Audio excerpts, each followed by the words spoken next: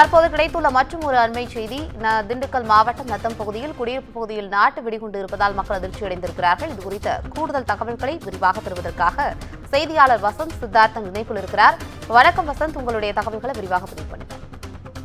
வணக்கம் பவித்ரா. திண்டுக்கல் மாவட்டம் நத்தம் செந்துறை சாலையில் ஆட்சி மேல்நிலை பள்ளி என்ற ஒரு அரசு உதவி பெறும் பள்ளி இயங்குகிறது.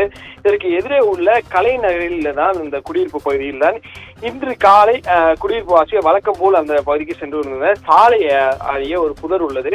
அந்த புதர் பகுதியில் தான் இந்த 20க்கும் மேற்பட்ட சணல்களால் சுற்றப்பட்ட நாற்று வெடிகள் என்று சொல்லக்கூடியது. இந்த திருவிழாக்கள் மற்றும் இது மாதிரியான வெடிக்கக்கூடிய மிகவும் இது கொஞ்சம் ஆபத்தான வெடியாக இருக்கிறது. இந்த வெடியில் தான் அந்த பகுதி சிதறி கடந்துள்ளது. முழுமையாக ஒரு கேரி பேக் உள்ளிட்ட அங்கங்க பகுதியில் ஒரு 20க்கும் மேற்பட்ட வெடிகள் அந்த பகுதியில் இருந்தது. இதை பார்த்து அதிர்ச்சி அடைந்த மக்கள் உடனடியாக நத்தம் காவல்துறையினருக்கு தகவல் தெரிவித்தனர். சம்பவத்திற்கு வந்த ஆய்வாளர் தங்கமணிசாமி அந்த வெடிகளை அந்த வெடிகுண்டுகளை முழுமையாக எடுத்து சென்றார்.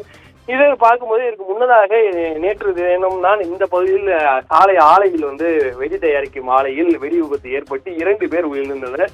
அதன் எதிரொலியாக அந்த சாலை உரிமையாளர்களோ அங்கு கடை வைத்துள்ளவர்களோ யாரோ அல்லது மர்ம நபர்கள் யாரோ அந்த பகுதியில் இந்த தூக்கி வீசி இருக்கலாம் என்ற கோணத்தில் தற்போது விசாரணை செய்யப்பட்டு வருகிறது. ஏன்னா இந்த குடியிருப்பு பகுதியில் பார்க்க வேண்டும் என்றால் இந்த குடியிருப்பு பகுதியில் இருக்கக்கூடிய கால்நடைகள் உள்ளிட்ட அதுவெல்லாம் ஓரம் பகுதியாக இருப்ப ஊருக்கு சில தொலைவுகள் இருப்பதால் இந்த பகுதியில் கால்நடைகள், சிறுவர்கள் உள்ளிட்ட விளையாடுபவர்கள் அதிகப்படியாக குடியிருப்பு வாசிகள் செல்லக்கூடிய இடத்தில் இந்த பகுதி வீசி இதனால் பாதிப்பு ஏற்பட்டிருக்கலாம். அதனால் முன்னெச்சரிக்கையாக இந்த தகவலை அவர்கள் பார்த்தனால் இந்த தகவலை தெரிவித்தனர்.